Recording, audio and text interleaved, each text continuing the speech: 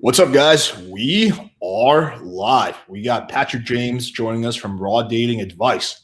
And I actually learned about him when we were just talking off camera a few days ago when one of my subscribers sent in and said, yo, you should have this guy on. I checked out his content. He has some definitely interesting content. And we were just talking how even though we didn't know about each other, we talk about a lot of the same principles. So without further ado, thank you for coming on, Patrick. Dude, thanks for having me on. I had seen your channel, like I said, a couple months ago. It popped up on my feed, and I definitely checked out a little bit of your stuff and thought, dude, you're crushing it, man. So I was excited to come on when you reached out. So yeah, man, thanks for having me on. Yep, dude, anytime. So let's start with this. For anyone who's not familiar with you, can you give like maybe a 1-2 minute summary? Yeah, man. So my name is Patrick James. My YouTube channel is Raw Dating Advice. I'm the author of 107 Proven Ways to Get the Girl. And yeah, man, what I like to do is I teach guys how to attract women in their everyday lives without having to wait for her to swipe right on you, without having to send cold DMs. More just about creating that conversational tension when you're with a girl to really get that interest. And then one of the things I like to talk about as well is how to really date from abundance and really get out of scarcity with women. I feel like so many guys, they settle for the option that they have rather than being able to choose the one that they want. And so that's kind of what I like to do and help guys with. And I'll be honest, it came from me having been in that shoes once upon a time too. I was a 21-year-old virgin, sucked with girls, had no idea what flirting was. I heard of the word, but I didn't know what it looked like, how to do it. And so I did all the classic, friend zone mistakes, watching Hollywood, Boy Meets World. I would write love letters, qualify myself a lot. It was all about romance for me. And so, long story short, I got crushed by not one, but two girls in a row. They happened to be arch enemies before they both friend zoned me. And then afterwards, because I went towards them in such a big gesture type of way that led to me getting friend zoned, they ended up becoming good friends after that. And that was like the moment that really inspired me to really figure this stuff out for myself. And so I hate to say it, but I'm 31 years old. So it's been a long journey. And yeah, man, I'm just happy to be here. Cool. So, let me start off with this question. Like, what were you more of on the natural side, or were you always pretty good with girls? I would say naturally I was good at conversing with people. Wait, I just realized I said the same thing. Were you more on the natural side, or did you struggle with girls? Because being a natural is the same thing as always being good with girls. So autocorrect myself. No, I definitely struggled. Like I said, I was a virgin until I was 21.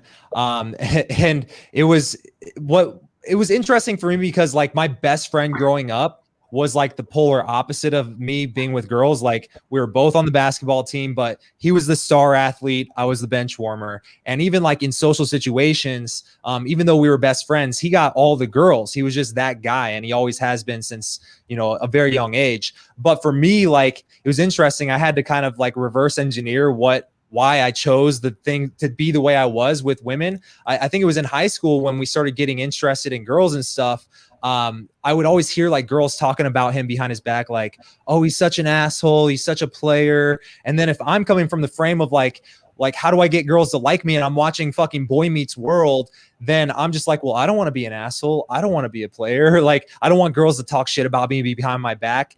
And so even though like I wanted to get girls, I was like intentionally choosing to do the opposite.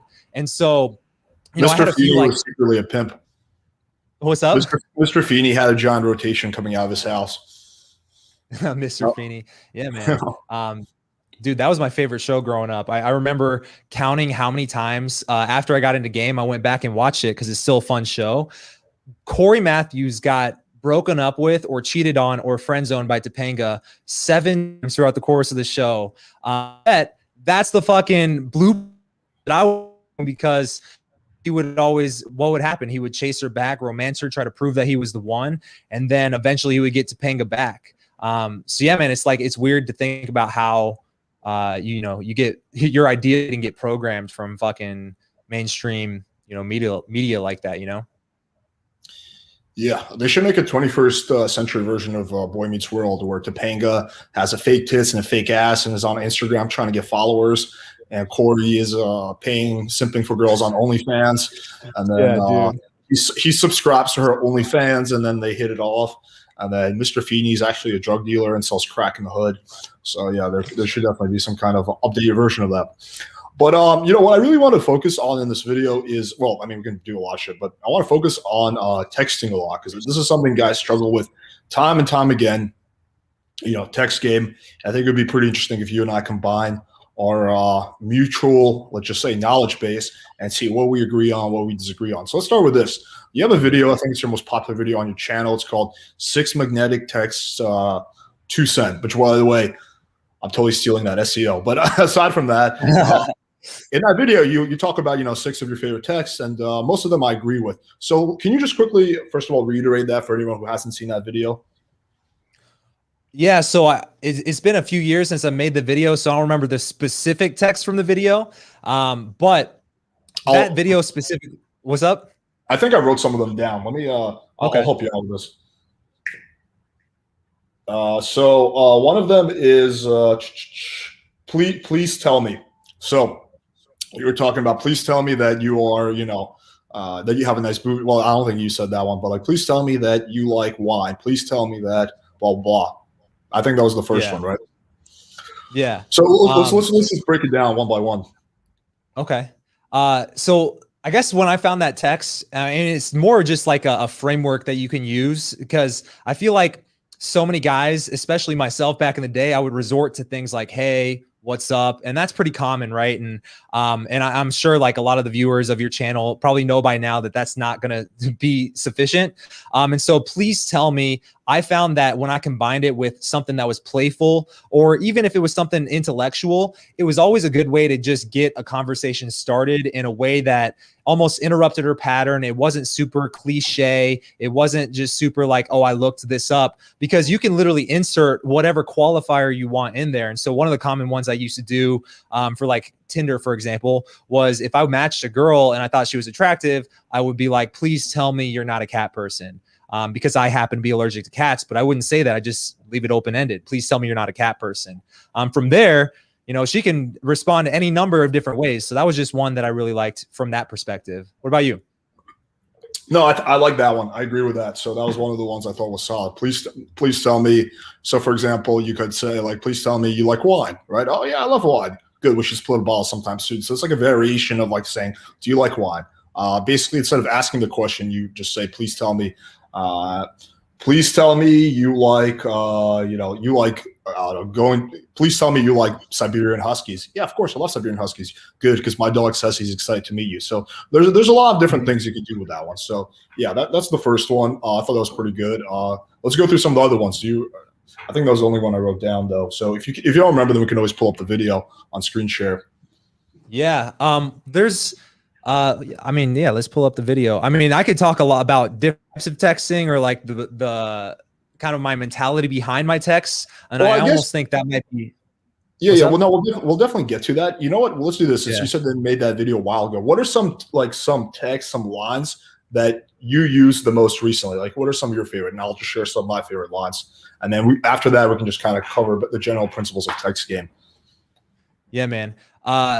So I guess it really depends on like your familiarity with the girl, right? And so the way I like to think about texting is anything that would be a good, almost like a stinger of like maybe a push-pull line, or like something that is playful that I could use in conversation as like something that you consider witty. I almost like to think of texting as like a pure frame battle. You just take out everything that isn't just, there's a playful, flirty vibe here and who's saying what. And so push-pull lines work great. One of the things for invites that I always do is I'm always like, but only if, right? So that was like another framework that I like to use. So I think that was in the video actually. So it's like, let's go out for drinks and fun conversation, but only if you promise to not keep me out too late, because I got to be up early. Like I can go super playful with the but only if. Just like the first one, but only if you promise not to keep me up too late, because I have another girl coming over at 10. Even better, right? But what I found is like even just the simple fact that I said, but only if, it's kind of a little bit of a takeaway. Even if I didn't want to be like super like over the top, I could just literally say, but only if you promise to not keep me out late. It's a little bit teasing, but what I found is like, even with girls who are a little bit on the edge, or maybe they're on the fence, a lot of times it gets them okay with coming out, because it's not like they're agreeing to a full night of, you know, just follow my lead if they don't really know, like, or trust me that much. And I've gotten a lot of girls who are just like kind of responsive, or like getting ready to ghost me. Just a simple line like that gets them just, they're like, okay, maybe just one drink or something, you know, so it kind of takes a lot of the pressure off. Do you have anything like similar to that? Yeah, I have some, like, for example, a text that works really well for me. It's a little bit on a different topic. Is I genuinely didn't take you for the flaky type. So this is if the girl has a pattern of rescheduling or being flaky, right? You don't use that the first time she reschedules, but that text is really good. Even if, like, I have situations where there's like, I'm triple texting her, no response. I've tried everything, and that's my last resort, and it gets the conversation going again, because no girl wants to be known as the flaky type of girl, right? No one. And it's also said in like it's not you're saying you're so flaky, right? Which is aggressive, which is like, oh, fuck this guy. It's I did not take you for the flaky type. So you're basically saying that without actually coming off as aggressive or accusing her. It's like a backhanded way of getting the same point across.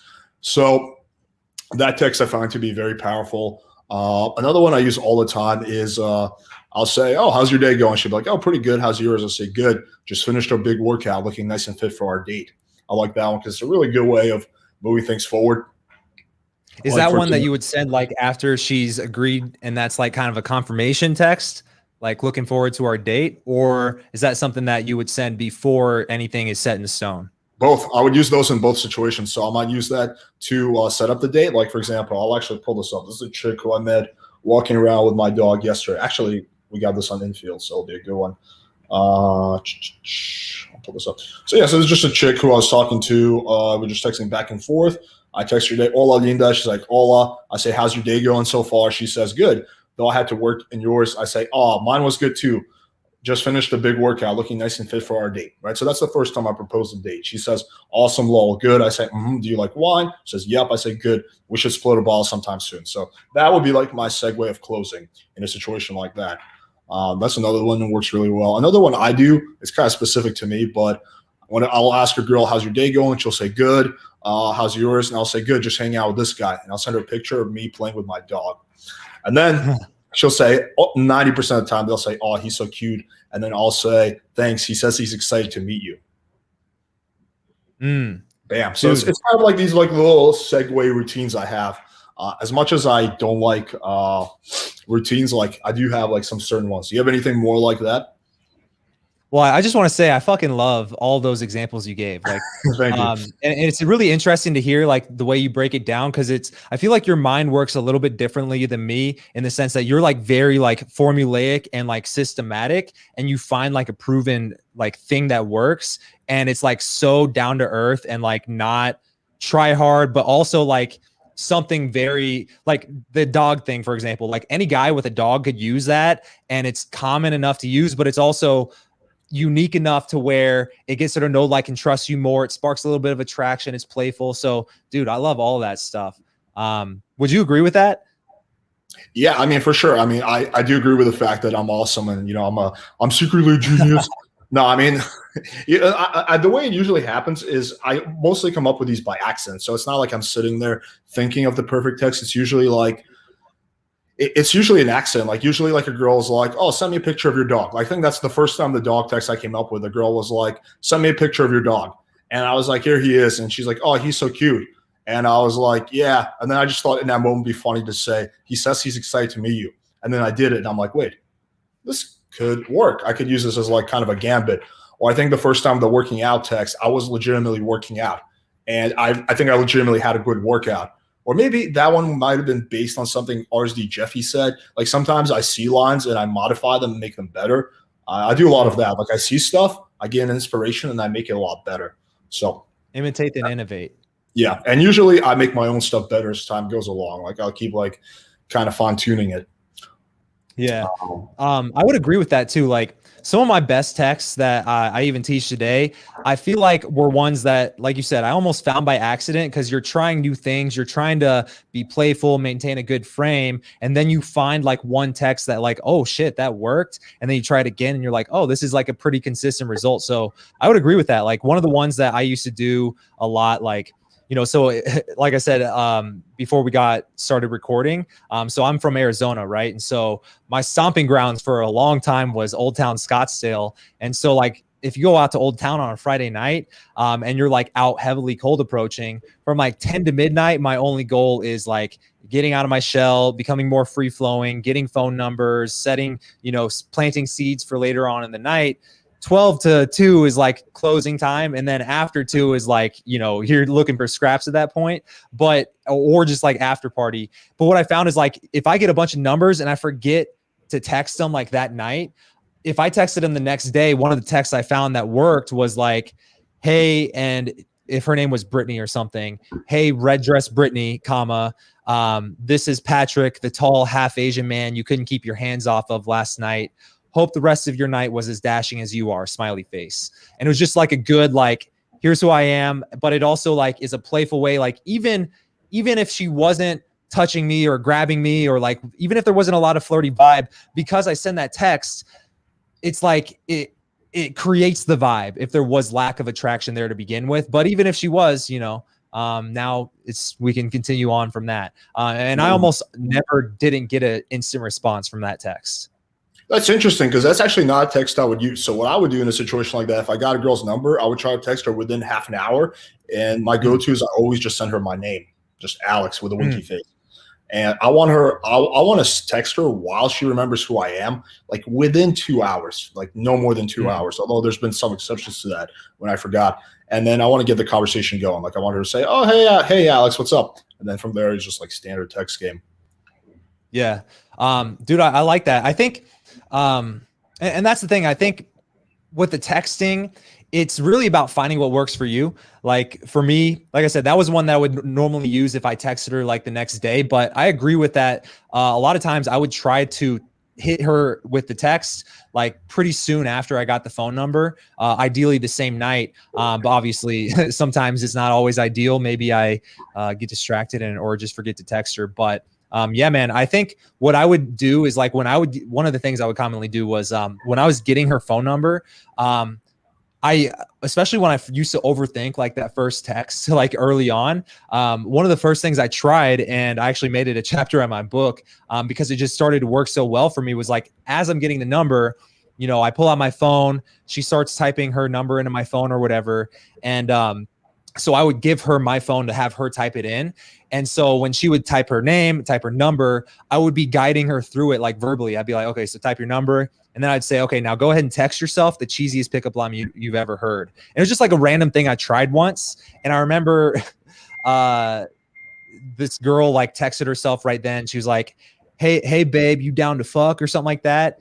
And I just thought it was like so playful, especially because she sent it to herself, right? And so just imagine, a scenario where even if this girl doesn't remember this specific interaction the next day, if she's scrolling through, I ain't that kind of guy. What's up? You should have been like, nah, I ain't that kind of guy. That would have been a good thing to say. I forget what I said at the time, but I just remember that was like a thing that I was like, oh shit, I'm going to use that again, You got condoms? Yeah. Yeah. Let me just quickly address this, because this guy said, I thought this was a Q&A. It is. So, but the way we always do these, you must be new to the channel, is I usually ask the interviewer questions for 20, 30 minutes that I think are going to be interesting to the audience, and then we take questions and answers. So you can start writing in questions now, because frankly, if you wait till the very end, we might not get to your question because it's going to be buried. So if you have questions, just start writing in now, and then we'll definitely get it. And we go in order. So there's no like preferential treatment. I just pick out all the good questions in order. All right. Yeah. So getting back into this, what are some other like standard, go-to quote unquote lines that you have that you find that work well? Well, I would say I like to just really go into character. So like I'm trying to play the character of like the overly nice and shy guy, and I try to make my nonverbal seem like like I'm clearly not that. Or, I'll be like I'll try to play the character of like the super in demand guy. And I'm like, don't treat me like a piece of meat. And so a lot of what I say, I'll be honest, at this point, I've done less of like focusing on the specific lines and more just trying to own that type of frame in a playful way. And Can you expand on what you mean? Like, what do you mean when you're saying you're playing the character of the nice guy? So, for example, I'll tell you a quick story. When I was in college and I was a 21-year-old virgin, I remember, like I said, oh, did my camera cut out? We lost the video. Coming back on. That happens sometimes. All right. Bam.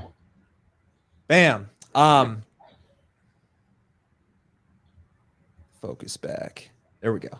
I remember, so like I said, I don't know if we might have been talking about this before we hit record, but one of my best friends growing up was like the guy who got all the girls. And so when we went to college, he was on the football team. He partied with the athletes. He was hooking up with like the girls on the cheerleading squad, on the dance team, like every weekend. And I was like with these, like hanging out with these guys, but I was like the guy who couldn't get girls. Right. And so I remember we were pre-gaming once, and one of the guys, his name was Chuck. And this guy ended up quitting football and moving to LA to become an actor. And he's like on the show Riverdale now. But at the time, Bobby, my friend, was like, yo, Patrick, he's a virgin. We got to get him laid tonight. And me, like being the virgin who was like super insecure about that, I was like getting bashful and red about it. And Chuck goes, oh shit, I'm going to use that one. I'm going to tell all the girls I'm a virgin. Dude, we got to get laid tonight. Right. And so just the demeanor of like the difference in, I'm a virgin. If we say that to a girl, me, if I'm coming from an insecure place, and I say, yeah, I'm a virgin, it would come off completely differently than Chuck, who's clearly not a virgin. And he's like, oh yeah, I'm a virgin. Don't try to take my virginity tonight. Right. And so I actually do that all the time. Exactly. And so when I can kind of go into the character a little bit, now it's something that the lines just kind of flow from there. And so one example of like a common line, and this came up at my last boot camp, where I was like bantering with a girl, and this is a common thing, is like, I wear this key a lot. And this key, I used to honestly wear it because, back in the day, imitating and innovating, I saw Ryan Gosling had a bunch of pictures with like well-fitted shirts, and he had this key around his chain, right? And so I was like, I'm gonna try that. And so I started putting my apartment key around it like 5-6 years ago, and I would go out and game with my key showing just for the hell of it, right? And so a lot of girls started asking me, what does the key represent or something? And it would almost become a point of the conversation. Now it's not my apartment key. It says resilient on it, but that's a different story. But anyways, she would ask like, oh, what's the key for? Is that your apartment key? And I would be like, no, it's the key to my chastity belt. And then whatever she said, if she like tried to act like, oh, like that's funny or whatever, I would kind of keep going. I'll be like, yeah, my mother used to warn me about girls like you. Stay away from me. I'm shy. Like I'm not trying to get into any trouble tonight. Things like that, Yeah, I know exactly what you mean. But let me ask you this. How do you balance that without coming off as like too gamey? Because trolling is one of those things that's good in moderation, but if you overdo the trolling, then that can backfire. That's a mistake I made in my very early 20s because I'm a huge fan of trolling. I could just troll all day. I think I'd rather troll than game. But the problem is if you overdo it on the trolling, then the girl eventually loses interest. 100%. And so honestly, I could talk about like kind of how I realized how to banter like that. And then what I found was exactly what you said. If I was too gamey for like, let's say I approach a girl at a bar or anywhere. If I'm too gamey for like 10 minutes, at a certain point, you become a dancing monkey clown boy and the interaction fizzles out, even if she was like laughing and shit. And so I do that more at the beginning just to create the flirty banter.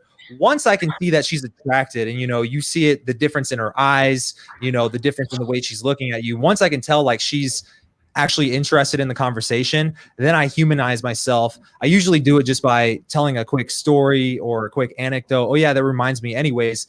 And I just try to bring myself back down to earth. And so I'll be honest, when you said that, that was like an interesting light bulb moment for me, because I realized like what I teach a lot of guys is the seductive process. And when I talk about the seductive process, I think of it as like a timeline in my head of like the moment I meet this girl, whether it's a date, so we just met off of texting, or if I approach her for the first couple minutes, I'm going to be having a lot of the trolling conversation, the teasing, the banter, because in my opinion, at that point, it's just an exchange of energy more than anything. The content of what we're saying, it's just fluff, you know?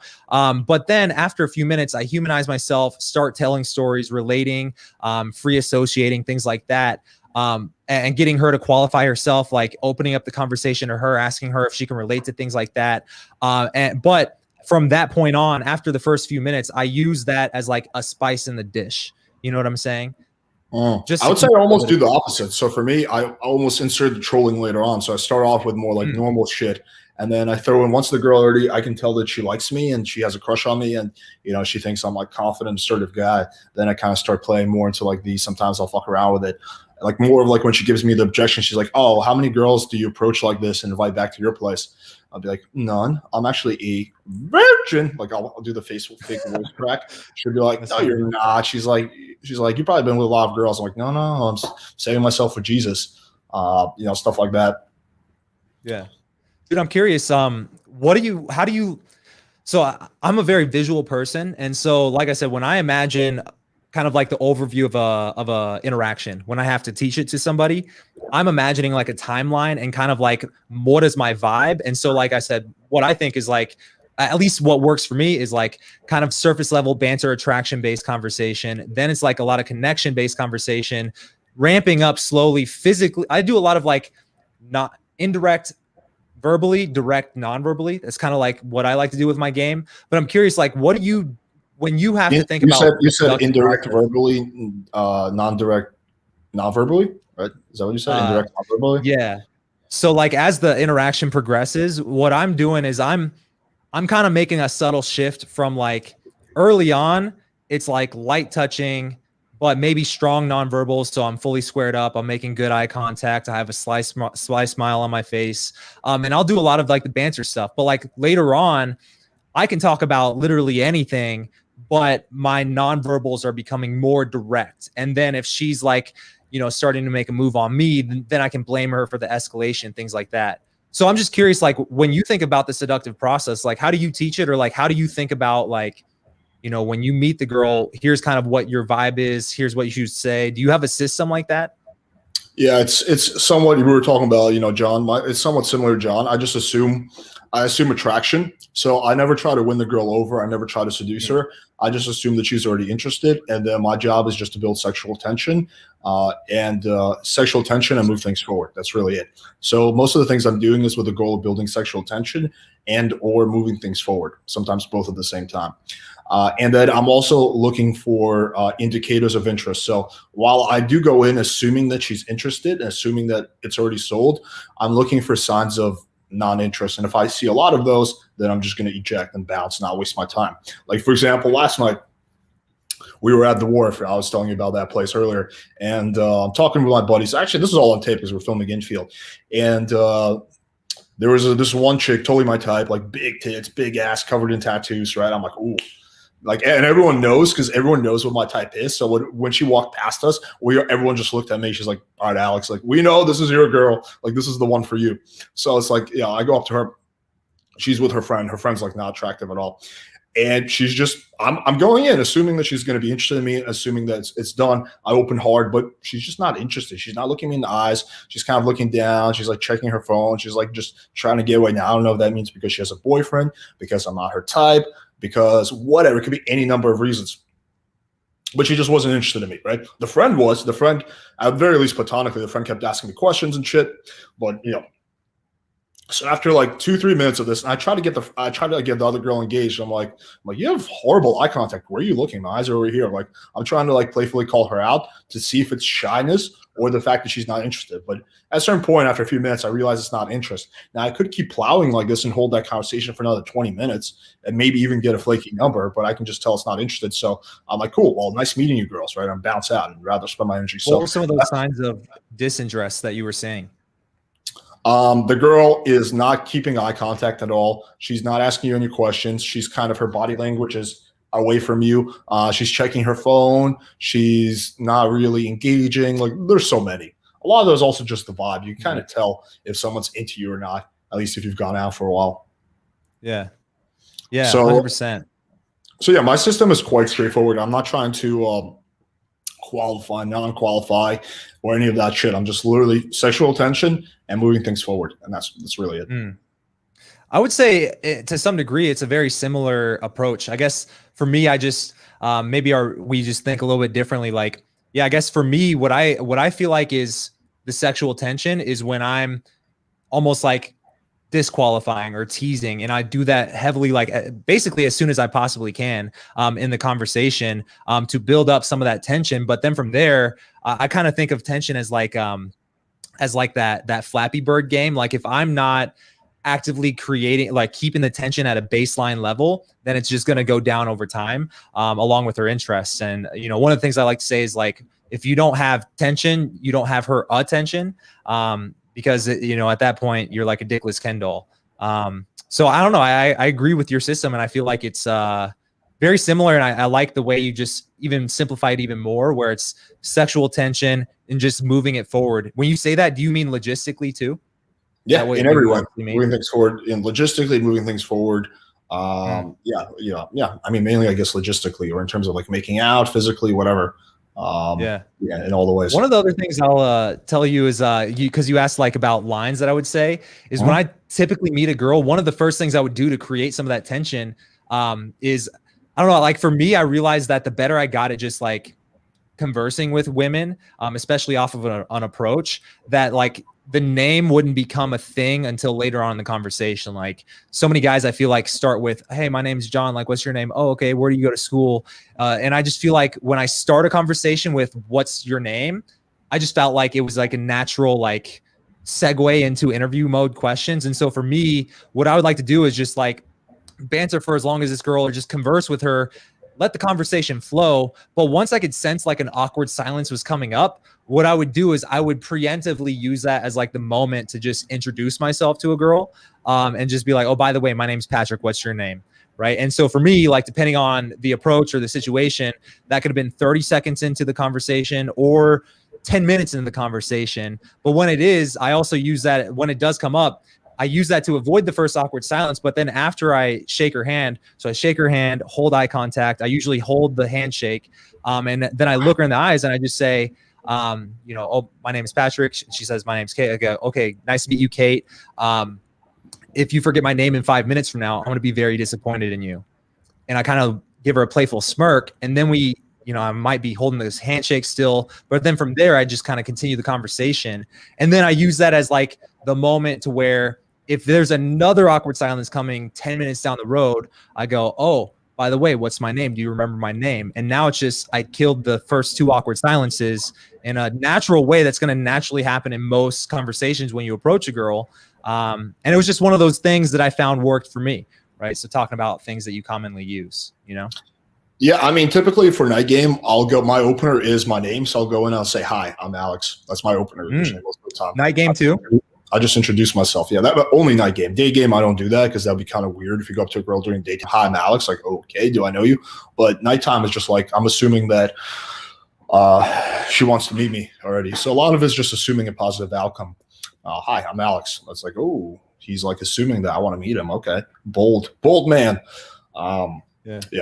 A topic I want to get into actually is, what are some of the biggest texting mistakes that you see guys making? So I just want to make this note about texting as well. So a lot of times when I'm thinking about like the seductive process, whether I want to date a girl or if this is like a one night stand situation, doesn't really matter. The way I see it is that getting her phone number should never be the goal, right? Obviously, if logistically it can't happen right now, you're going to have to get her phone number. But I feel like one of the most mistakes is guys go into an interaction, and rather than getting a phone number as a way to logistically move this forward, maybe at a later date, they get it as a cop out. And then once they get the number, they like eject as fast as possible. And so I just want to. Yeah. The phone number is a means to an end. It's not an end in of itself. So yeah, completely agreed. Yeah. Yeah, I wanted to preface that. So what was the original question? What are some of the biggest like texting mistakes that you see guys making? I would say not actually shooting for the invite. So the first thing, like one of my things was I would always make it a goal of mine especially if this is my first conversation or I just got her number, to at least start hinting towards a meetup in the near future, if not the same day, within like 3 to 4 texts. So by the third text I send in that conversation, I'm going to at least try to move this forward logistically. I think the mistake that a lot of guys make is they spend so much time trying to build rapport over text with a girl, and they're texting her every day, all day for a fucking 2 weeks before they ask her to go hang out. And then by that point, there's no reason for her to want to hang out with you because you're a guy who's conveniently delivering validation to her phone every single day. Why would she want to ruin that by meeting up with you? And so at a certain point, if you're not moving it forward logistically, I think the mistake is you're actually putting yourself in the friend zone. You kind of become like, Rob Judge, who's one of my early mentors in game, and he was like really big on texting as well. He would always call it the text buddy. By that point, you're like her texting buddy, which is, in my opinion, worse than the friend zone because you're not even going to see her in person. You're just getting validation over text. Yeah, I agree with that. Yeah. What about you? What's like a common mistake that you see? There's so many, but one of the biggest ones is over gaminess. So I've talked about this, all the time. But yeah, it's just when you're, just overly gamey. You're trying to be overly witty. You're trying to one up yourself in every text. You're trying to be like fancy. It's basically trying really hard to be the opposite of boring. But it can be even worse than being the boring guy. That's like one of the biggest ones. What's another one that you commonly see? I would say just the starting the conversations with fucking something so boring or just like hard to respond to, for example, like the few openers that we gave earlier, like those are they're relevant to us emotionally, but they're also easy for them to be relevant for her. Right. But if I say like, what are your plans next week? Like even if I started a conversation with that's like, there's like so many levels to that to where it's hard for a girl to respond. And I would say that's just as bad as like, what's up or, hey, another one is like, especially early on in the dating process, I feel like a lot of guys, they for some reason think, oh, if I'm texting this girl and okay, I understand the fact that I need to use texting as a means to an end to meet up with her. I personally, if this is like the first or second time I'm hanging out with the girl after I got her phone number, assuming I haven't like slept with her, like maybe this is like a quick action. I don't want to like make plans for next Wednesday. You know what I'm saying? When I'm texting her, if there's interest and there's a vibe here, we're flirting back and forth over text, she's responsive, I'm going to shoot for a meetup later that night, if not the next day, but ideally tonight. And so I think that's another one I see is just trying to make plans for the future, which just gives her more time to change her mind, Yeah. So that one, I feel it can be double-edged sword. Because I see guys pushing too hard for the same day close quite often. Like the guy will be like, hey, what's your schedule? Like the girl's like, oh, working during the week. Like, let's say it's a Tuesday. What's your schedule? Like, oh, busy during the week, free on the weekends, hinting that, Friday or Saturday would be good. Cool. You want to do tonight? No, I can't. I have to work. I have to be up for work early tomorrow. It's okay. I won't keep you out too long. So they start pushing for that same night when the Friday or Saturday is like, just the girl's basically hinting that that's when she's free. So I've actually never had a problem with setting plans in advance. Now, you don't want to do it more than like 5-6 days in advance because then the flake rate does get high. But 4 or 5 days, within 4 or 5 days, I never saw an issue with that. So I'll always – and truth be told, the thing is, I'm also usually not free that night. So if I'm texting, like I usually have my days planned like at least 2 in advance. So I'm usually not free to hang out that night myself. So I almost never do like same night stuff. I'm always like trying to plan my dates out like in advance because I have like a schedule I'm trying to stick to. So I don't know about that one for me personally. I would say you don't want to. Well, here's the thing, man. I feel like again, there's multiple ways to skin a cat here, but at the same time, I'm learning just as much from your insights as maybe you are, or maybe you aren't for me. But I'm not necessarily looking to resist what you're saying. You know what I'm saying? Like I would agree with you, and I would also say it's not like every single time I met up with a girl, it's always going to be the same night. I think the distinction there is what I'm looking for is like. Is it kind of like, oh, I got to do my homework or, oh, I got to be up early.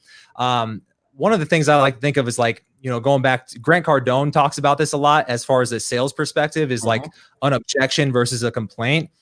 If I feel like it's a minor inconvenience for her to go out of her way to see me tonight, then I'll persist a little bit, playfully, obviously, right? But I'm not going to persist so much to where I turn her off, right? At a certain point, if a girl's going to flake on me or give me excuses on why she can't see me, the way I see it, if a girl's interested in you, she's going to go out of her way to see you. You know, I've seen it a long time for even with many examples, especially with my friend who I grew up with. If a girl's interested in him, she's going to be sneaking out at 2 a.m. on a school night to suck his dick. You know what I'm saying? So at that point, I would say if she suggests an alternative time, or if I can tell that, yeah, logistically she's working tonight, she can't hang out tonight, then yeah, well, let's make plans for the future. But my first option is always going to be the same day. I mean, but that's, again, personal preference. Well, let me ask you this question. If you had to like kind of take a scientific look at it and analyze your past hookups, what percentage would you say were same night, and what percentage would you say were like dates that you had to set in advance? I would say I would heavily focus on, because my logistics were so good in Scottsdale, I loved going out and cold approaching so much that I would try to pull on the same night, right?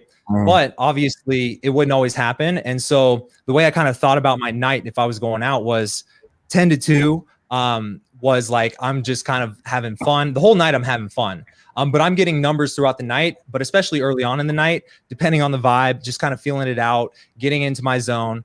And then later on, I'm going to start pulling. But after a weekend, for example, of going through that for 2 or 3 nights in a row, you're going to have a handful of phone numbers, right? And so what I do is I start, if I haven't already started a conversation, then that's where that week I'm going to try to start lining up my dates throughout the week. And so I'll text them all on Monday or Sunday evening, and see what they're doing, see if they're free, see if they want to hang out. Not necessarily saying, hey, are you free? You want to hang out? But obviously doing a lot of the basics of texting that we're talking about.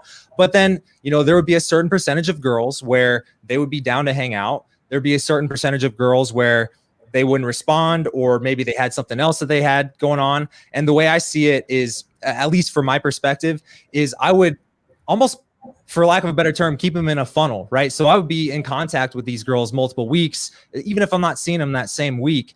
But my first option is always to go for the same night, you know, meetup. If they can't, if it's a logistical thing, I'll persist a little bit, but yeah, I'll make plans for the future, but that's not going to be my first option. As far as the percentage, I mean, it's hard to say. I would say probably half and half. I'm able to get a lot of girls to meet me on the same night. But then, you know, there's a lot of girls who they couldn't tonight because they were working. And so we planned for a couple days later. But, you know, like you said, I wouldn't let it get too far out of hand, you know?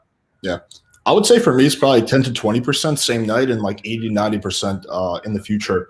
And yeah, within a week though. Usually it's not more than a week, because yeah, when you get outside a week, the flake ratio significantly increases. There's something about that like 5 to 7 day mark where it just becomes a lot more flaky. Yeah, so that's kind of what's always been for me. I'm trying to think with like night game or day game. I would say most of my night game and day game lays were also phone numbers. It wasn't like same day or same night. I would say also probably like something like 80, 90% of my day game or night game lays were phone numbers that then turned into dates, which then I slept with, usually on the first date, sometimes on the second date, but usually the first date. But not as often was it the same night or same day late. For you, do you have what do you like? Do you have a way that you like to think of, like, how do you manage the different girls that you're dating or the numbers that you have? Do you have like a certain criteria, or like if a girl does this and I'm just not going to waste my time with her? Do you think of anything like that? Or yeah, for sure. Are we talking about for sleeping with, or for dating, or for what? All of it. So like, I'll give you a personal example. Like if, for example, I hit up a girl over text after getting her number, and she can't hang out with me, or like she's not receptive to me asking her to hang out. If she doesn't ever suggest an alternative time, and I'm the one having to like go out of my way to figure out, okay, when can we do this? If it happens 3 times, usually 2 times, I'm just moving on, and I'm not even going to text her again. And from there, I've actually had girls like text me back later on, or I've even had girls run into me at the club like 3 months later and like pull me away from another girl that I was already making out with. So like, I mean, that was just me personally. And another thing is like, if I hung out with a girl 3 times, and even if there was a flirty vibe, but she wasn't willing to get physical at all, then I would just move on as well, because I prefer to be physical and sexual too, you know. So Yeah. do you have anything like that for yourself? Yeah, definitely. Then can you grab me a water, please? So yeah, for me, I would say it's yeah, I won't go on more than 2 dates with a girl without sleep. Like if a girl wants to, like, oh yeah, you know, I want to wait a bunch of dates, like, yeah, good luck with that. Like I'm not gonna do that. Typically I won't do more than like 2 dates without, you know, without us sleeping. But usually 1 date, honestly. So that's in terms of that. In terms of like seeing her after sex, we got to have good sexual chemistry. She's got to be cool. She's got to be nice. She's got to be pleasant. She can't be flaky. So I have a whole list of criteria. She's got to be like, you know, fun to talk to. She can't be overly demanding or anything like that. So yeah, at that point, there's a whole bunch of criteria that kicks in. But initially, for me to sleep with her, she's got to be attractive, and she has to be like not trying to make me wait too long, I would say. Yeah. Off the bat, just for sex, those are the 2 criteria. I'm curious. Does the way you go to text a girl for you change in the way you almost structure your text or think about texting her based on if you've slept with her or not? Like, does it change before and after for you? Probably a bit. I mean, when I already banged a girl, I text her the same way I would text my friends, only with sexuality in it. Like I never think about like how do I text game her. I just at that point treat her like a friend. Like I just would, you know, when something comes up, I say it, but like there's no text game that goes into my messaging once I've already slept with a girl. Nice. I mean, like it's like saying, are you text gaming your friend if you're, you know, like saying a funny joke over text? I don't know. Depends how you define the word gaming, but like that's the extent of my game once I already have sex with a girl. Yeah. At what point when you're seeing a girl, let's assume maybe there's more familiarity, do you start being more comfortable just texting her where the goal of the conversation is not necessarily to meet up? Maybe you guys are just fucking around, sending an interesting anecdote.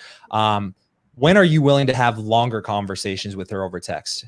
Oh, yeah. After sex, usually after the first bang or 2, maybe 2 or 3, but yeah. After a few bangs, for sure. That's awesome. But do you what's up? I was like assuming we have like a lot in common. We have a lot to talk about, which is probably going to be the case if I'm continuously hooking up with her. Yeah. What's that? Was it MGK song? No, G-Eazy, where he's like talking about if he bangs her 3 times, he's gonna wife her up. You ever heard that song? No. I'm not like a big rap fan, or at least not too big on rap. It's funny. Yeah, he's talking about if he bangs her once, I forget the exact lyric, but if he bangs her 3 times, like she should consider herself lucky, because at that point he's gonna wife her up. So apparently it doesn't happen that often.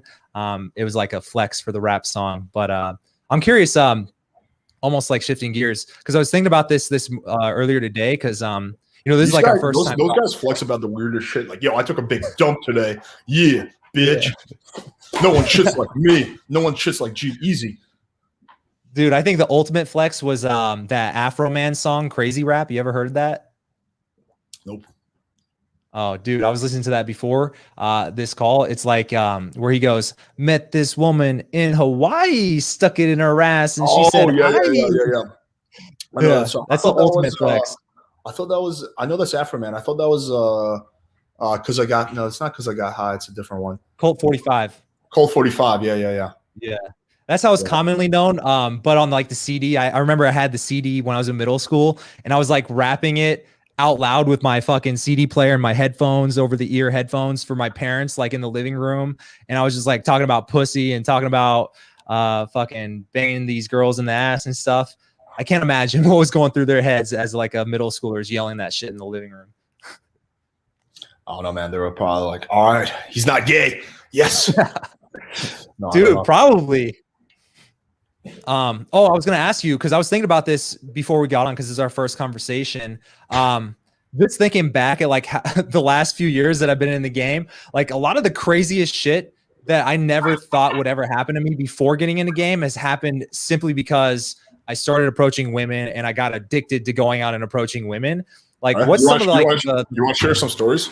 People love stories. Yeah, dude, I would love to. That's what I was going to ask you. Yeah. All right. The crazy story I've had. I've had so many. I'm trying to think of like a recent one. What's like Uh, the fastest pull? Maybe we'll start there and we can go crazy. the fastest pull. Yeah. Have you ever had like any like super fist quick ones? Yeah. Yeah. Yeah. Recently, this was 6 months ago or 4 months ago. Walking down the street, see a hot Latina. She's with her friends. I'm with my friends. We lock eyes, and then we just start making out within like 5 seconds. And we're making out, and she doesn't like speak a word of English, and my Spanish is really poor. And then her friends are Is trying to this day drag her. game? No, like this is at night, like night street game. Mm, And we're got like it. walking down the street, and her friends are trying to drag her away, and they drag her away. I'm like, wait, un minuto, señoritas. And they're like, un minuto, necesito ir. I'm like, yeah. And then I'm just like, what's up? And then she gives me her WhatsApp, like as she's being dragged away. I hit her up, and then a few days later we meet up, and it was like almost instant smash. Like it was like maybe she lives like right near me. I meet her outside her place, and we walk straight back to my place, and we smash. So that was like a super fast one. Dude, that's awesome. That was what the thing I noticed about Miami when I went that one. Oh, your camera Oops. died again. It happens with this fucking new camera. Just got to replug it in every time. All right, there we go. I was gonna say that was like the thing I noticed when I was on when I went to Miami. I've only been once. Was most of the girls that I approached didn't speak English, and I only speak English, so I felt like I was at a little bit of a disadvantage to some degree. Yeah, I mean, I don't really speak Spanish either, so, but you can do like, Google Translate and shit. I used to do that. Like when I used to travel to Colombia, I used to do a lot of Google Translate dates. Really? Yeah, I had some How does dates that? 100% through Google Translate. Dang. Is it? I would imagine it if you do it right. There's probably a lot of sexual tension that builds up just because you're like constantly pausing Honestly, and it's a lot of waiting. frustration. I really hate doing stuff like that. Really? Like nowadays, I will like for me to meet up with a girl, she has to be like 7+ looks. But if she doesn't speak English, she has to be like 8.5 plus because it's just so fucking annoying that I hate dealing with those. I actually had one of those recently where the girl didn't speak a word of English. And now my Spanish is significantly better. So now I can get through the basics, but I still hate doing those because like, I don't know, I just can't really, I don't know, communicate well in Spanish. So yeah, I really don't like doing them, to be honest. Just so annoying. It's so frustrating. And so much shit gets lost in translation. Yeah. What do you how do you typically make those work for you? Or like, do you find like those are pretty frustrating to where it doesn't really work out that often? No, they work pretty well. I just deal with it. And yeah, just mostly Is it a focus lot on, of just nonverbals and just like eye contact and like yeah, closing the exactly. distance and stuff? Yeah. Got it. Yeah, pretty much. That's awesome. But yeah, Um, man, let's hear one of your stories before we jump into the questions. all right. So you want a crazy one or you want me to follow up with probably the fastest pull I've ever had? Yeah, just the craziest shit, like whatever comes to mind. Uh, you ever used to watch RSD back in the day? Yeah, I'm ashamed to say. I ran into Julian once in Vegas. I was in dental school, so I don't know if I told you this, but Yeah, he used to be in my yoga class. He used to like sit like 2 spots behind me. oh really? Yeah. That's awesome. Did you ever talk to him during the yoga class? Yeah. He's a really friendly guy. Like I can't say anything bad about him. He's super friendly, super nice and respectful, chill. Like actually, like That's what I noticed. yeah. That's what I noticed as well. I only met him twice. I met him once, like literally, ironically, the month before I was randomly in Hollywood and I was walking down the street. And I ran into like Julian on boot camp, said what's up, and he was like really chill. And then a month later, I was in Vegas, and I was still in dental school. So I moved to Arizona for dental school. And while I was there, I was like, I was keeping up my grades, but also just going out at every single night because class wasn't required. And we just had one test every Tuesday morning. So I would all-nighter Monday, but like Tuesday through Saturday, it was going out to Scottsdale. And we went to Vegas on summer vacation, and it was me and 3 girls who, because they were in my class and they also liked going out, they just turned into wing women of mine. And so we had a pretty good system of like, I would help them get laid. They would help me get laid. And I feel like the best times that I've had some of the best memories and some of the easiest times were when I had wing women instead of wing men. And so on this trip, we go to Vegas, and it's apparently the same weekend as one of the RSD summits, like 2014, 2015. And we were just there to like live it up. And so it's me and 3 girls. We roll into Surrender nightclub. First person I see, it's like 9:30 p.m. is Julian off in the distance. So I walk up, say what's up. He probably didn't remember me from like a month prior, but I just said what's up and moved on with my night. Well, anyways, I ended up like making out with like 6 chicks that night. I was just on a roll. It was like one of those nights where I walk up and I make eye contact with a girl, and then 30 seconds later we're making out.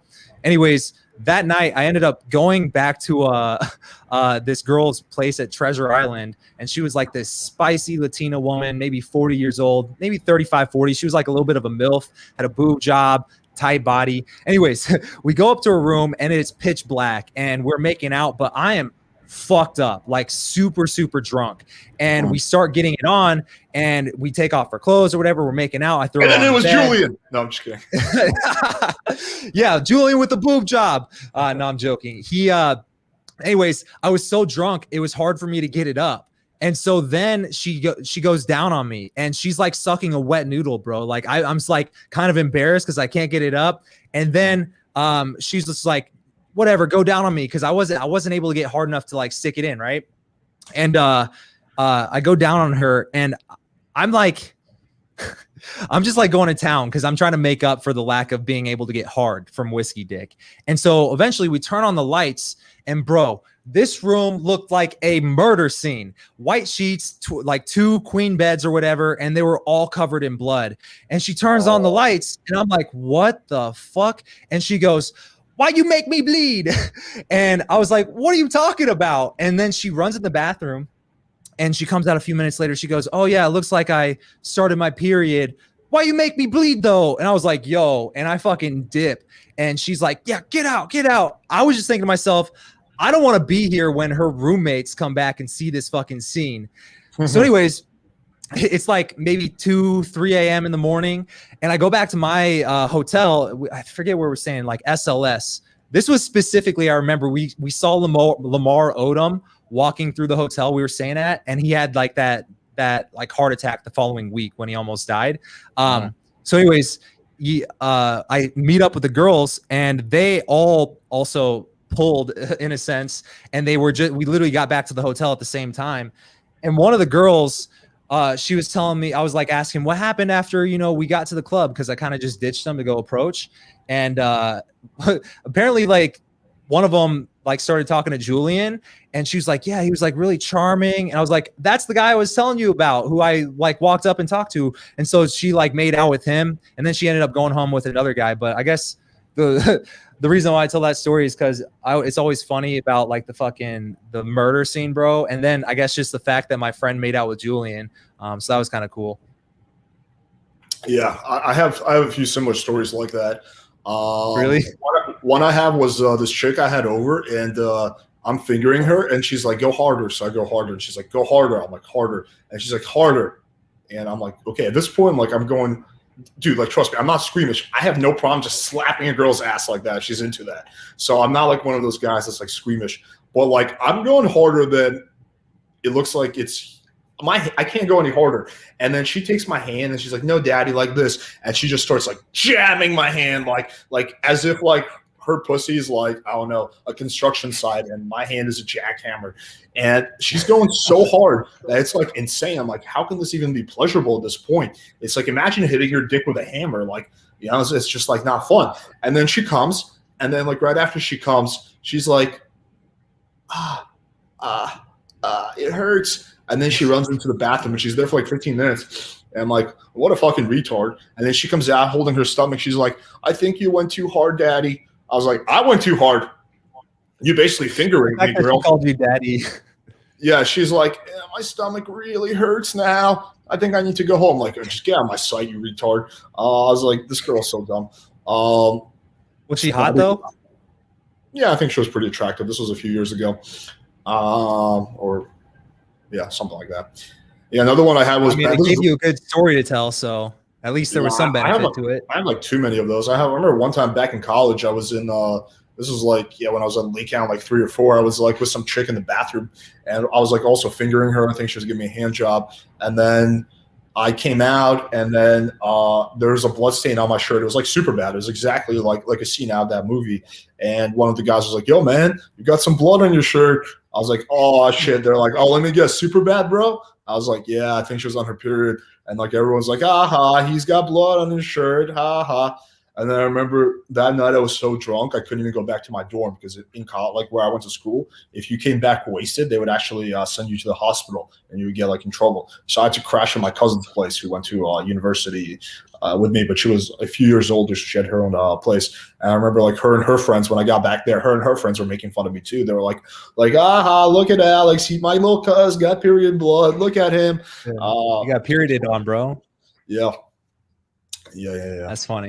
I mean, we have so many of those. Like I remember. I think later on that night when I was sleeping at my cousin's, I was like blackout wasted that night. I don't remember anything. I just remember waking up the next day, and my cousin was like, "Hey, do you remember what you did to Kelly?" Kelly was like my cousin's roommate. I was like, "No." She's like, "You pissed all over her clothes." I was like, "What?" She's like, "Apparently during the middle of the night, I got up and I started pissing on because it was like she slept on one side of the room and this girl Kelly slept on the other. I started pissing on Kelly's clothes, and this girl Kelly wakes up and she's like, "What are you doing, Alex?" And I'm like, "Leave me alone. I'm in the bathroom." Apparently that's what I said. And then she was like, "Oh, he's just too drunk." So I just like pissed all over her clothes. Anyway, this was like back in the good old days when I used to drink. Damn. Yeah, you don't drink anymore? I mean, I drink socially, but I don't like get drunk anymore. Yeah. Well, I know like that was like a big thing in the pickup community is like gaming, completely sober. How did you always feel about that? Did you feel the same way? No, not really. I thought that was kind of dumb. I don't drink simply because I don't really like alcohol that much, and I don't really like being wasted. I don't like hangovers. I don't do it just because I think that I actually think alcohol makes your game better on average as long as you don't overdo it.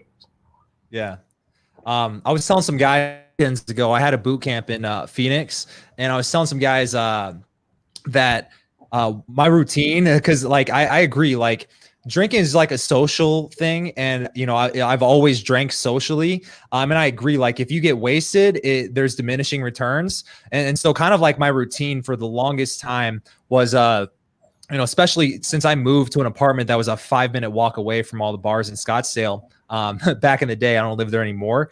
I would pregame from like maybe 9 to 10:30, but after the pregame, especially when I got to the place, I would allow my self to drink whatever. But once I got to the actual venue, it was just water or like club soda with lime. And I found like if I can just get a little bit buzzed, like that's the optimal state. From there, you don't have that huge decline if you stop drinking once you get there, Yeah, you definitely don't want to overdo, but I've honestly, since time, I've just found better alternatives. Like kava, I think, is so much better. You get a lot of the same anxiety relieving effects as alcohol gives you, but you don't get the sloppiness. So I just think kava is so much superior to alcohol for game and just in general because it doesn't really, make you sloppy. You can't really get into a car crash. There's no DUIs. You're not going to get into a fight. So honestly, for me, the biggest thing is I've just found better alternatives to alcohol. But I've always been a fan of getting like fucked up to some extent. So. Yeah, I think alcohol is just like a very, I don't know, like there's just better alternatives to alcohol. It's like the best way I can put it. Yeah. But yeah, it also depends on your brain chemistry. I've only had kava once, and it was ironically the time I went to Miami. It was a while ago when I went to Miami, and my buddy who still lives in Miami, and he was like super into game as well. At the time, he was doing a little bit of coaching, and so that's why we linked up. And he like had us meet at a kava bar, and I'd literally never heard of kava, and I tried it, and to me it tasted like mud. But I didn't actually. Yeah, you don't drink it for the flavor. You don't drink it for the flavor. Yeah, it tastes like. You like feel a little bit of a buzz. Yeah, for sure. Dude, interesting. If you drink 2 of these, you will get fucked up, even though it has no alcohol. Yeah, 100%. 100%. Like what does it kind of do? Like, can you relate it to like? I don't know. Is it kind of like smoking weed or what? No, it's more similar to alcohol. Think of it like alcohol without any of the downsides, without the sloppiness and without the loss of motor function skills. So imagine alcohol with perfect motor function skills and without any of the sloppiness. But you still get like an acquired taste. But you still get like the anti-anxiety effects. You still get the social effects. You still get like kind of like that energy, the drunk energy. You still get like the you feel loose and like relaxed and lack of inhibition. So just think about it like that because it works on the same receptors as alcohol. Interesting. No, I'll try it out. I'm curious now. Yeah, dude. If you ever come to Miami again, I got you. Dude, hell yeah. Is that like pretty common in Miami? Cava? No, not really. I think that was just a coincidence. I'm the only person I know who drinks it. Really? Have you ever heard of L-theanine? Yeah. That was like another thing we used to do. What's up? Yeah, I feel like that doesn't really. I mean, that's just like the stuff that's in green tea. Yeah. Have you ever taken it though, like for gaming purposes? I mean, I don't feel anything when I take it. I've taken it, in pretty high doses, but yeah, I don't really feel anything. For me, when I used to take it, I felt like I would feel a little bit like an Adderall type of high for like an hour. So I'd be like super talkative. But the key was you have to take it with 1-to-1 with caffeine. And so if I took it 1-to-1 with caffeine, so like 100 milligrams of each at the same time, I'd be able to focus so I could get work done. But if I took like one shot of tequila and added the alcohol to the mix, now it was like I was in an instant flow state and it lasted for about an hour. And that was just like for me personally. But yeah, I feel like my neurotransmitters are just so fucked from all the shit I've done over the years that I need like the strong shit to like feel the effects. Well, that's just me. But anyway, let's take some questions because we're kind of going a little bit on tangent. Hey, do you have any advice for college game? You want to go first on this one? Yeah. So I'm curious to hear your take on this. But what I found, especially having been in college, been friends with all the guys who were like getting a lot of results in college because they were on the football team.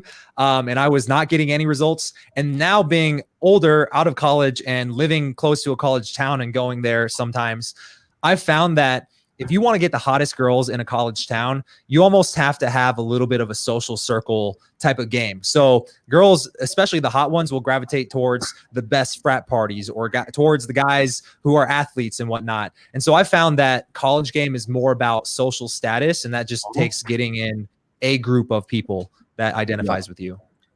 Hardcore agree with that. I think one of the best things you can do if you want to get laid in college is join one of the popular fraternities. Were you in a frat? I pledged a frat and I got kicked out a week before initiation. Dude, so, same. Sorta. Yeah, really? Yeah, I first frat? Night in the it was Delta Sigma Phi. Okay, for me it was Sigma Chi. Oh, okay. I've heard of Sigma Chi. They had a chapter at the place I was at. Yeah, I was there for one semester, and I got kicked out the week before.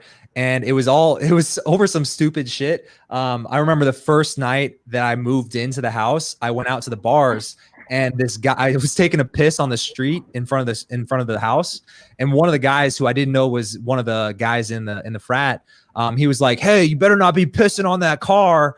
And I thought he was like trying to like, be like super like extra alpha for like no reason. And so I walked up to him and I said, "Hey man, I don't know you, but for some reason you're acting like a bitch to me." And it was just like, it rolled off the tongue because I was fucked up, and the whole, I guess, semester that I was there, I never saw the guy because he didn't live in-house, but apparently that was like, there was a lot of resentment because of that one thing I said on a drunken night the first night I moved in 5 months prior that led to him like rallying a vote to kick me out before initiation.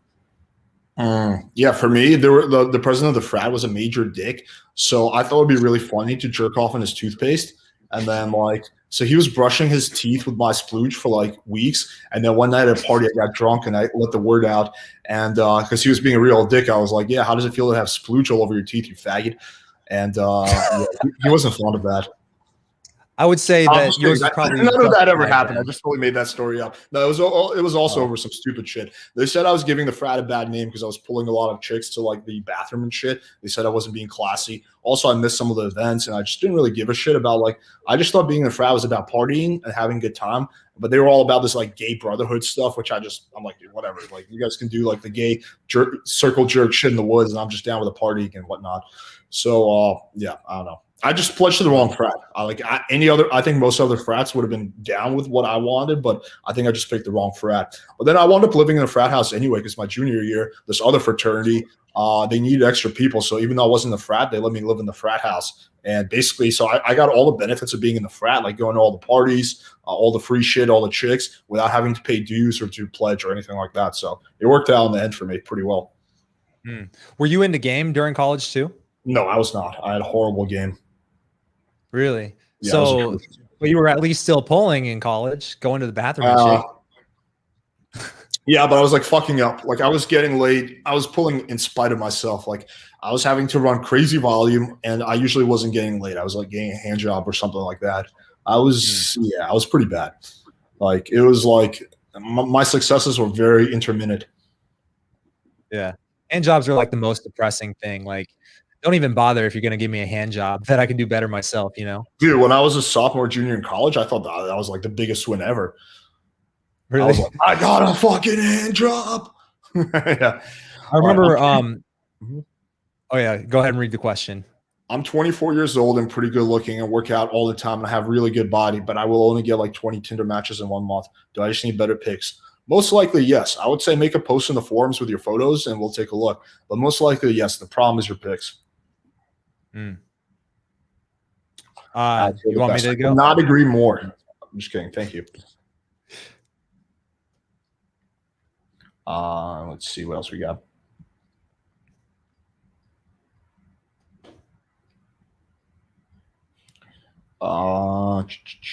Okay. I struggle with being boring with girls, even though I'm good looking. What can I do to be less boring? You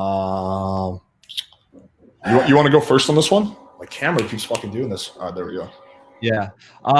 So I guess I'll kind of say the same thing that I was going to say to the other guy. And here's the thing. I'm just making a point here, so don't take this personally. But when you ask the question, you don't have to preface with, I'm a good looking guy or whatever, right? Because when I see that, it's like you almost assume that girls owe you a fucking attraction because you deem yourself to be good looking. And here's the thing. I've been good looking, or I've looked like this my entire life. But despite my looks, I wasn't getting laid until my early 20s. I was a virgin until I was 21 years old. This is what you look like when you were 2 years old? Shit, you were one big ass fucking baby. Yeah, I fucking had a beard and everything. My mom was like, holy shit. So yeah, anyways, the looks for me, it wasn't until I learned how to create sexual tension and early on in the interaction. Like the longer I let an interaction go without there being any sexual tension or any man to woman intent behind, our communication with each other, the more likely I was to have that conversation be boring, platonic, non-memorable. And so women these days, especially if you're approaching, have so much abundance with guys that they could be talking to, especially if she's good looking, right? To where a small talk conversation that's boring, platonic, doesn't really stand out from the 10 other conversations she's had with random guys with terrible game. It's not going to stand out. And so one of the best things that you can do immediately is, I always say this, stop trying to connect with her so fucking much and build that rapport early on in the interaction. What I found, almost like a mental hack for myself, is the quickest way to build rapport with a sexual undertone is to break rapport, right? Because think about in your life, like who can you break rapport with? Who can you bust their chops, tease a little bit?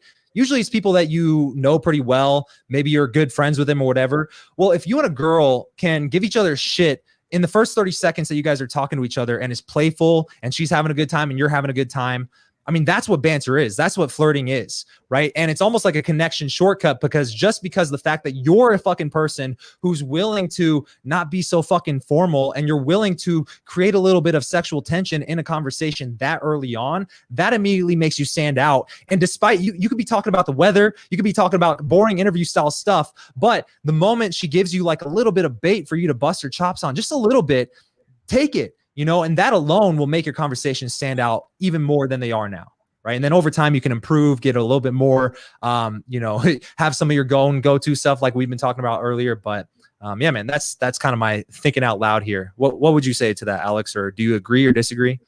Pull your pants down, start jerking off. You're not going to be boring if you do that.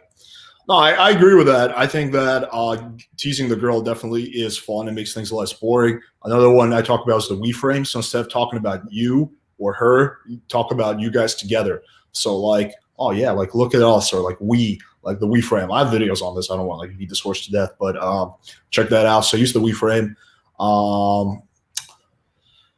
Be unfiltered and don't be so appropriate. Like if usually it's like usually stuff will come to your mind. It's just about like not filtering yourself and just saying what comes to your mind. So say that inappropriate joke that comes to your mind. Do that thing that you're thinking about doing that you think would be funny. Don't ask so many questions. Make statements instead, or guesses and stuff like that. Trolling can be in moderation, can be good. I'll do that quite often. Yeah, I would say those things are kind of should give you a pretty solid foundation. One of the things that I'll point out that I've noticed about you from talking to you already, and I'm sure this serves you well in conversation with women too, is like when you get asked a question, I've just noticed like you like to give like a playful answer and then you kind of just bring it back down to earth, right? Yeah, and so I think that's the other one. thing is like you can take a fucking boring ass, typical ass question that a girl asks you, give a playful answer, and then pause and then give a serious answer. Like just little things like that. Yeah, like girl asks you, what do you do for work? Oh, I'm a male stripper.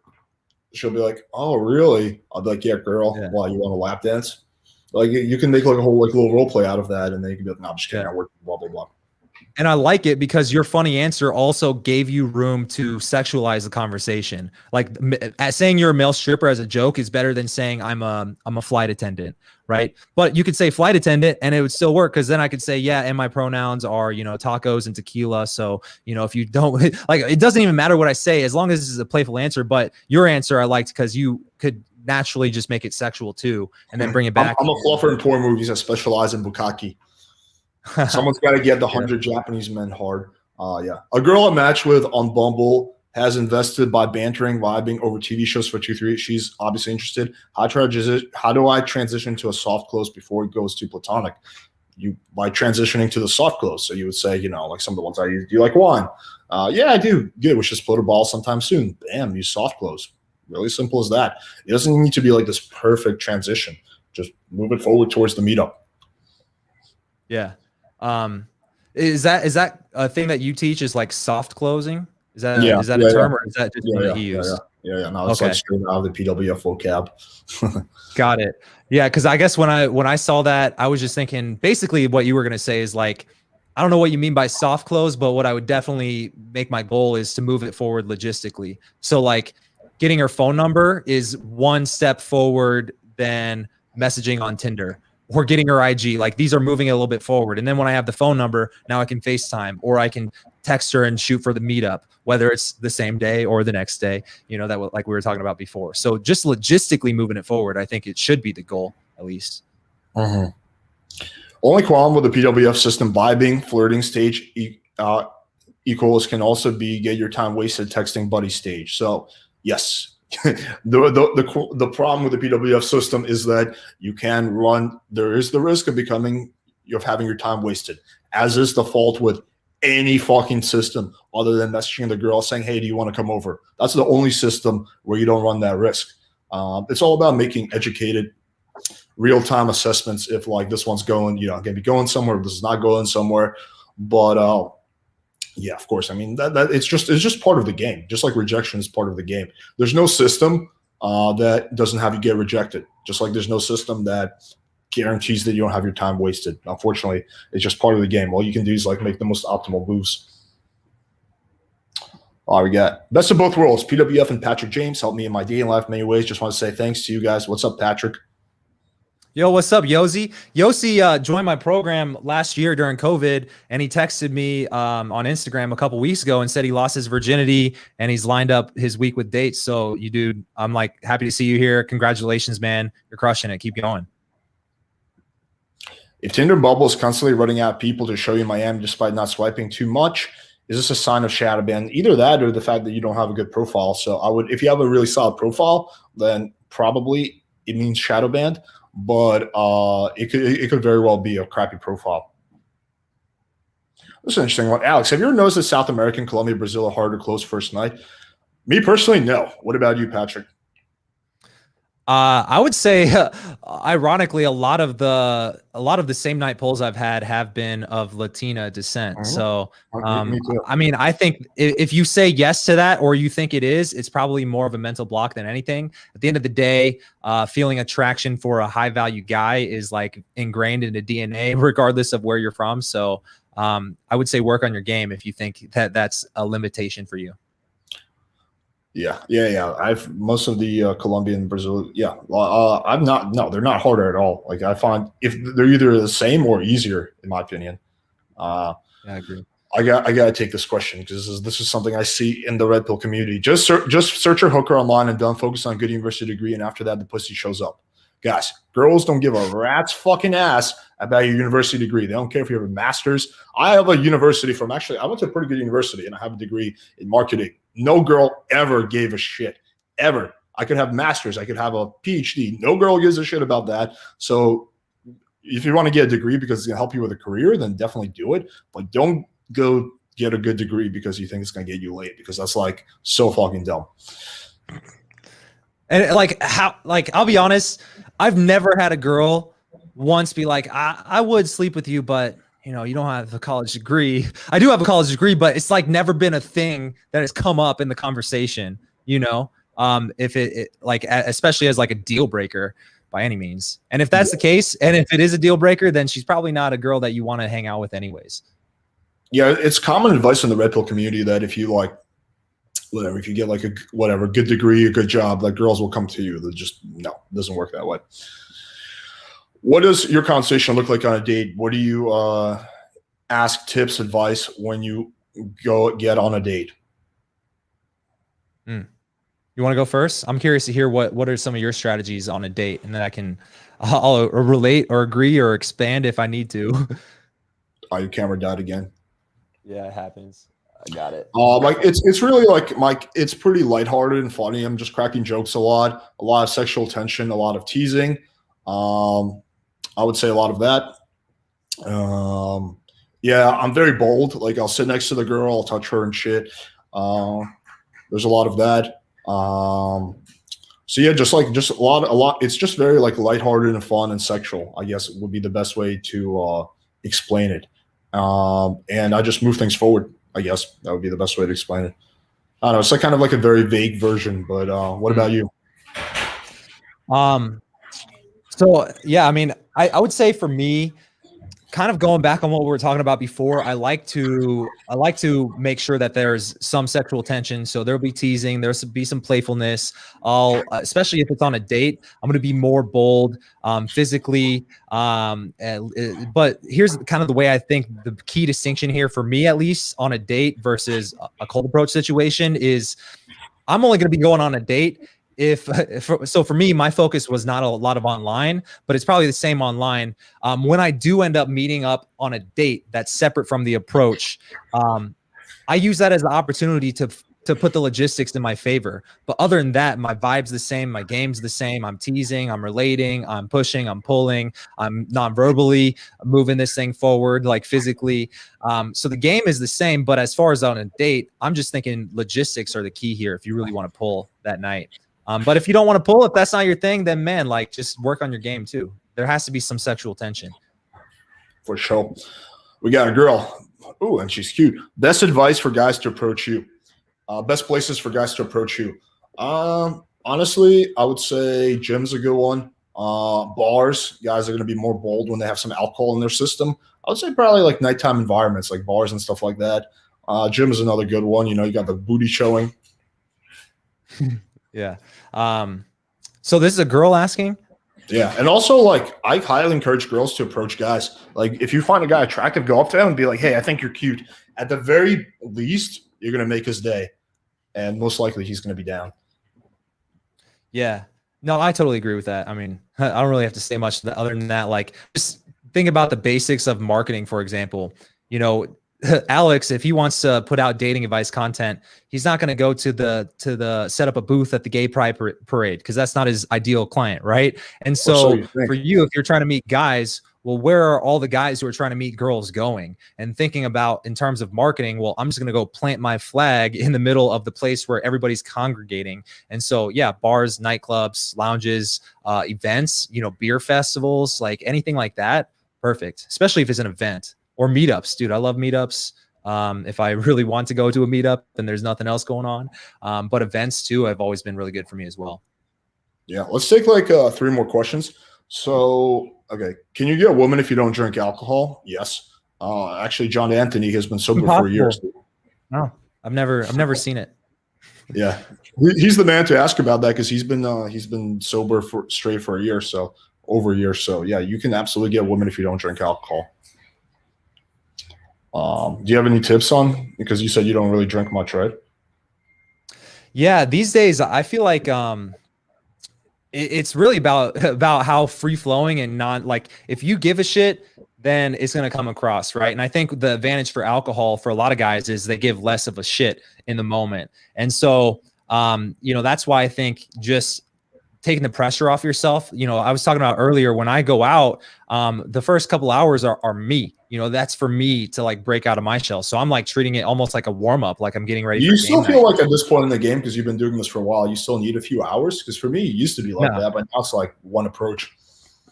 No, I'm just, I would say, honestly, my strategy has changed over time as my game has gotten better. Like at first I had to get used to breaking rapport and creating tension in a conversation because that was so foreign to me. And for that, I needed to get the reps. And so I wouldn't discriminate. Obviously, I wouldn't sleep with ugly chicks just for the sake of not discriminating. But I would talk to the girl who was the fucking old lady who was the cash register at the fucking cafeteria at my school when I was in dental school. I would flirt with the girls at fucking Finish Line. I would flirt with pretty much everybody without discriminating, especially at a night, like a bar or nightclub. I was just talking to people to break out of my shell and become more free flowing. As I've gone on, I felt like I maybe out of energy conservation, I don't know what it is, but I would agree, like the better my game has gotten and the more confident in my ability to do that without having to warm up. Yeah, it has become more of like, do I like talking to this person? Yeah. Okay. I'll keep talking to this person. And it usually just kind of works out, if I want to keep talking to them. But yeah, I've noticed a lot more of like just 1 or 2 approaches, enjoying myself. Usually those are pretty good interactions. So yeah. Yeah, I like to come home nice and early, put a noose around my neck and jerk off. Auto fixation is underrated. All right, do you have to be a good storyteller to get laid? I don't think so. It helps, but I don't think you do.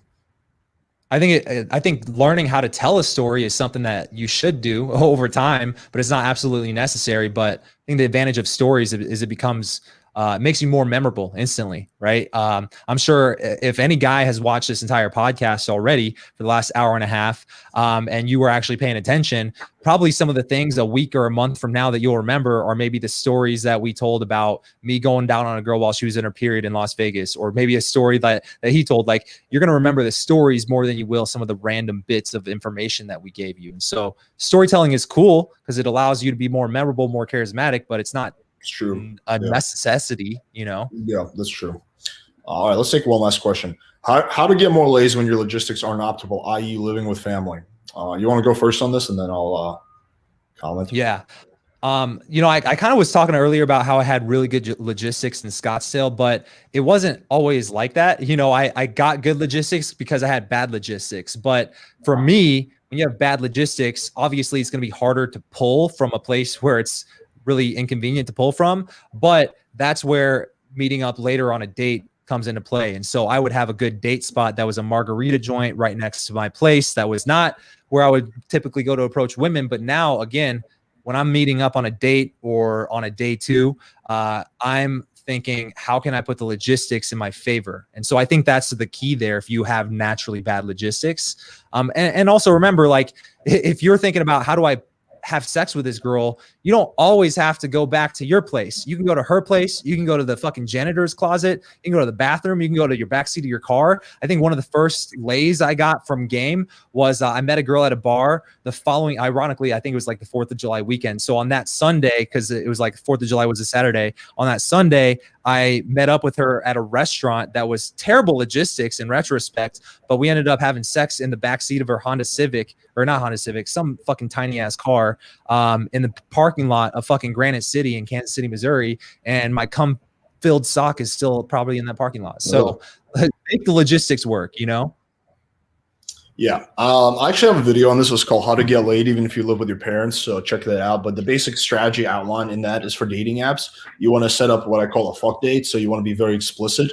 And then once you get a quote unquote sexual understanding where it's like, okay, we're meeting up to have sex, then you just go down the line with logistics. Is your place an option? No. Okay. Then let's do my car or let's do a hotel. But it's a lot easier if you get the sex part figured out first and then you do logistics. That makes things a lot easier. Also, if you can just get your parents or your family to be cool with you bringing girls back, that solves a lot of the problems. Also, like, buy an Uber for a girl. Tell her to meet you at your place. And if it's your parents' house, have her sneak in the back door. Like, this is, I mean, it's pretty basic stuff, but I think the moral of even expanding on what you just said, it's like becoming a problem solver and not letting that be the thing that just prevents you from even trying, you know? Yeah, have sex while grandma's sleeping. She won't mind. Yeah. Good stuff. All right, guys. So if people want to support your work or check out your content, where should they go? Yeah, check out my YouTube channel. If you just type in Patrick James on the first thing that pop up, or it's youtube.com/Patrick James. Very similar to Alex. You know, I give dating advice. I have a book called 107 Proven Ways to Get the Girl. I know we talked a lot about texting and online today, but I would say my forte is really approaching and attraction is the main thing I talk about, because my book is literally 107 different ways to attract girls conversationally. And so, yeah, man, check out the book. It's free. Check out my YouTube channel. There's a lot of free content there as well. And yeah, man, thanks for having me on. Yeah, for sure. It was a good conversation. I don't know why today I've been like so fucking tired. I'm like trying to like keep my sanity. But yeah, guys, thanks for tuning in. We got more awesome videos coming out this week. I don't know why my camera keeps doing this. Next podcast we have coming up is going to be with Spencer Cornelia. I think it's going to be next weekend. It's going to be a good one. So we're going to talk about frauds and how you can spot frauds in the dating community. So it's going to be a good one. We're going to break into his whole story and how he does what he does. All right, guys, thanks for tuning in. Thank you, man. I appreciate your time. And until next time. Yeah, peace out. Thank you.